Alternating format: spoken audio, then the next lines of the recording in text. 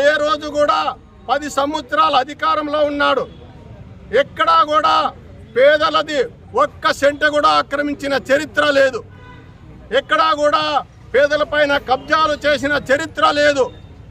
ఈరోజు అదే దారిలో నడవాలని మేము స్థానిక ఎమ్మెల్యే గారిని కోరుతున్నాం.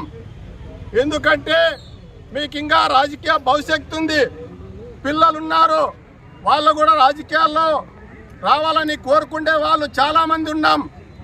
కాబట్టి ఇప్పటికైనా ఆ కబ్జాదారులకు ఎక్కడికి సపోర్ట్ చేయకూడదని చెప్పి మేము ఈ మీడియా ద్వారా తెలియజేస్తున్నాం. ఒకవేళ మీరు ఎక్కడైనా కబ్జాలను ప్రోత్సహించినట్లయితే తప్పనిసరిగా ఎక్కడెక్కడ రాప్తాడు నియోజకవర్గంలో కబ్జాలు జరుగుతున్నాయో వాటన్నిటినీ కూడా సర్వే నెంబర్లతో సహా తీసుకొని లక్షలాది పాంప్లెట్లు ముద్రించి తప్పనిసరిగా